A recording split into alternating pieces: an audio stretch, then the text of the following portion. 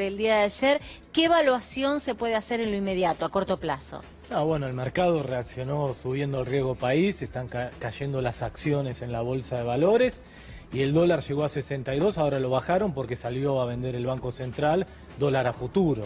Y subieron la tasa de interés de las LELIQ, inclusive subiendo las tasas de interés de la LELIQ no pudieron renovar la mayor parte de los vencimientos de las LELIQ que tiene este día. ¿A cuánto está la tasa de LELIQ ya? 75%, inédito.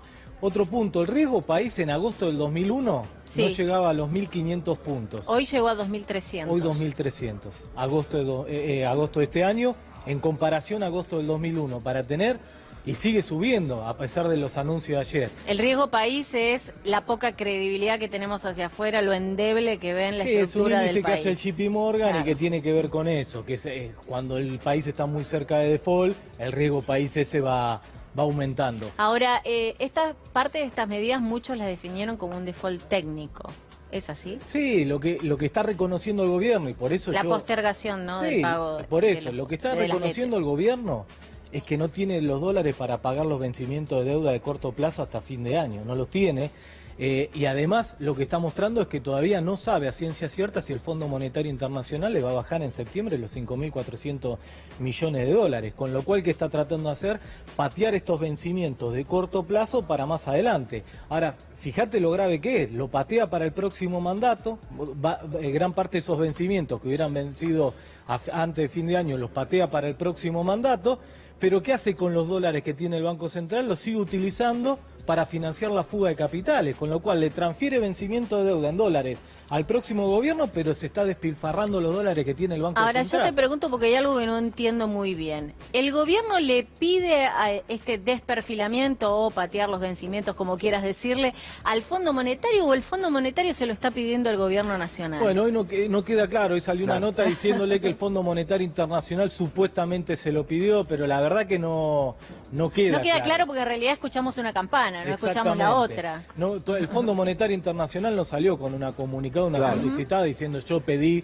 al gobierno argentino que hagan esto. ¿No es voluntario del otro lado? No hay una obligación de que te va a pagar, decir, bueno, acepto, sino que es voluntario. Claro. Ahí ya un incumplimiento de contrato, está claro. Por eso muchos lo califican como un default técnico, esto que está haciendo el gobierno. Lo que estamos viviendo es el fin de un nuevo experimento neoliberal financiero en la Argentina. Terminaron siempre así.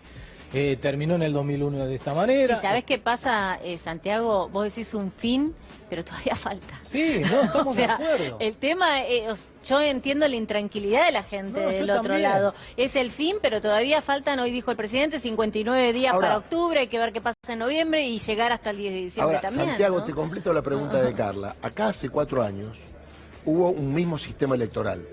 Hubo elecciones, hubo primera elección y hubo balotaje.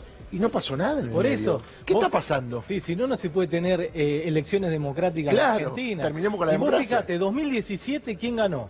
Ganó el gobierno, las elecciones, inclusive ganaron la provincia de Buenos Aires. ¿Qué pasó en el 2018? Bueno, también una fenomenal mega devaluación de la moneda, casi llegando al 100%. Sí. En enero del 2018 el sistema financiero le prestó 9.000 millones de dólares al gobierno de Macri y le dijo, para ustedes no hay más plata, y sin embargo habían ganado las elecciones, con lo cual te demuestra que esto no tiene que ver con un ruido electoral, sino que tiene que ver, es intrínseco un modelo como este, que es un modelo de valorización financiera, que como siempre decimos generan burbujas financieras que tarde o temprano terminan explotando. Y ni que hablar lo que va a pasar con la profundización de la crisis de la economía real, porque es cierto, estamos preocupados con el dólar, pero ¿qué va a pasar con la inflación, que ya se empieza a recrudecer nuevamente? Y esta devaluación, post primarias, que todavía no llegó a la góndola. Fíjate que antes de las devaluaciones post-paso, el FMI ya decía que íbamos a tener este año una inflación del 40%, con lo cual, ¿cuánto va a ser la inflación? Por arriba del 50%. Histórica. Vamos a tener una inflación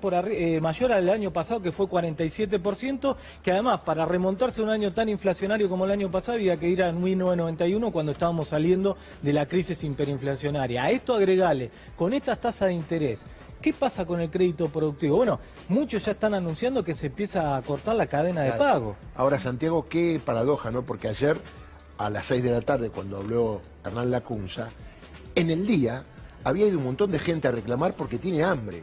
Y el gobierno a esa gente no la ve, no la escucha, no la siente, no le importa absolutamente nada, porque fue justo en el mismo día. Uno supone a lo mejor una línea de la CUNSA para esa gente que se había manifestado. Nada, como si no hubiese pasado, y pasaron por ahí y estuvieron cerca, y supongo que Hernán Lacunza se habrá enterado que hubo una marcha, sí, ¿no? Me imagino. No, ellos están de vuelta tratando de ver si pueden sostener la paz cambiaria, y cada vez obviamente le cuesta cada vez más porque es un gobierno con poca credibilidad y porque además se agotaron todas las balas. ¿Y qué hacemos con esa gente? Bueno, esa gente está. Y sí, por eso que la principal preocupación que tenemos que tener hoy es la situación Tal social. cual. Cualquier gobierno que venga va a tener que resolver 3 puntos. La situación social primero, con el desempleo, volvemos a la crisis laboral de tasa de desocupación de 2 dígitos, la pobreza, la indigencia. Segundo, la situación productiva, en el último año aproximadamente quiebra 43 empresas por día, con lo cual va a haber que de vuelta un sendero de reindustrialización de la economía nacional, además para generar puestos de trabajo.